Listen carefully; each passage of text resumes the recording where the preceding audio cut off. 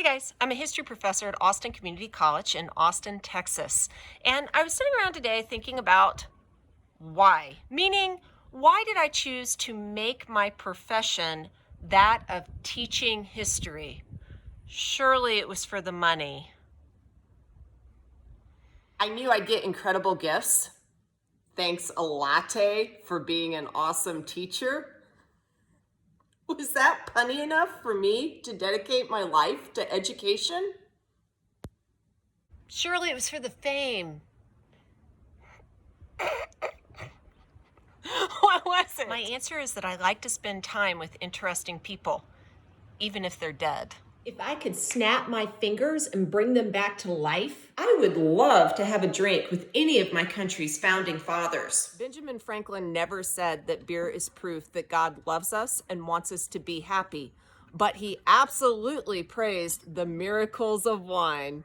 Sam Adams ran a malt house before he became a rabble-rouser, founded the Sons of Liberty, and raised a mug to freedom. As the Constitutional Convention was closing, George Washington went with a group of men who had crossed the Delaware with him during the American Revolution and helped them consume over 45 gallons of booze. Of course, you should understand that none of their drinking proclivities made those men fascinating. Theodore Roosevelt, who once was shot in the chest and still gave a campaign speech before going to the hospital in 1912, was endlessly interesting.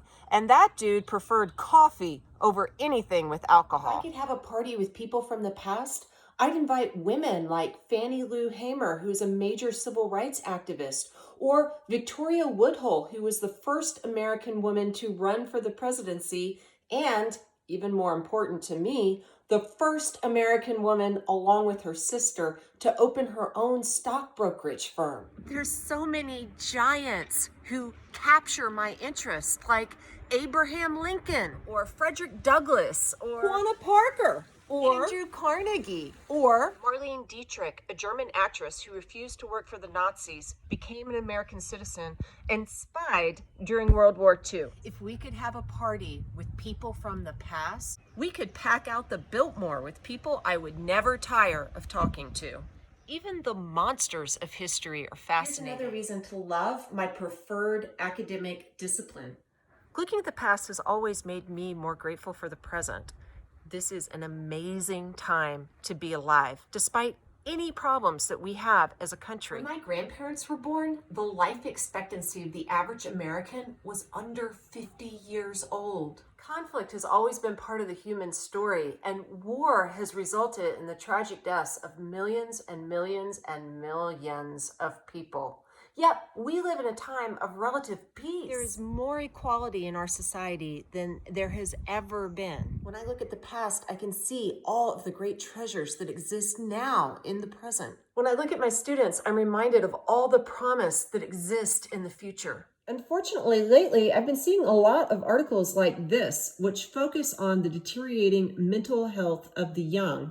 They make me want to zoom through the screen and grab so many kids that I've had the great privilege of working with and shake them and say, come to my party, but not as a ghost. You're a living body. Trust me, I know that pandemics can be completely unpleasant, but here, history can be a great comfort as well. Spanish flu was an absolutely horrendous event in human history.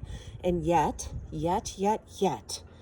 until 2020, the Spanish flu had been relegated to essentially a footnote in textbooks, barely covered in most U.S. history classrooms. The reality is, this is all just a blink of the eye, a moment on the timeline that we're going to live through. I can tell you with absolute certainty that there have been worse moments. While I love thinking about people who inhabit the past, I also know that you do not have to be a person who will be remembered forever to be interesting. You do have to be deliberate about how you live your life if you're going to get something out of it. And every now and again, you just gotta go out there and do something fun. Making history is just about making memories. It's about going skydiving, Rocky Mountain climbing, 2.7 seconds on a bull named Fu Manchu. Tim McGraw, if you heard me reciting your lyrics, Don't sue As a me. community college history professor, the truth is I'm never going to make a lot of money, and I'm probably going to be forgotten completely by posterity. But I'm going to live this beautiful life to the absolute fullest, and so should you. And it's never too late. No, it's never that bad. You just ignore the signs. And I know I'm a fool, 'cause I believe that it's true. That you wait right there for me. We go days without seeing each other. And the patience slipped into us. Well, it's wrong to go around chasing false love. We gon' do it, but for some it's not enough. That's just not cool. That's just not cool. Upon reflection, maybe being a professional skydiver is more fun than being a history teacher. No. I'll see you in the next semester. Bye. Well, it's wrong to go around chasing false love. How was that? Oh, God, you're amazing. Ah, very nicely done. Give it 1 second here. Oh, welcome back to Mother Earth. Yeah. You just jumped out of an airplane from 10,000 feet and landed very softly, I might say, back on the ground. How are you feeling right now? I'm glad I went to church yesterday. Yeah. Well, thank you for coming out to Skydive Temple with your boy and trying your first experience with us. Would you do it again? I think so. Yeah, You- just if you were with you. Oh, you're very sweet. Well, welcome to the sky. Thank you. That's just not cool. That's just not cool. That's just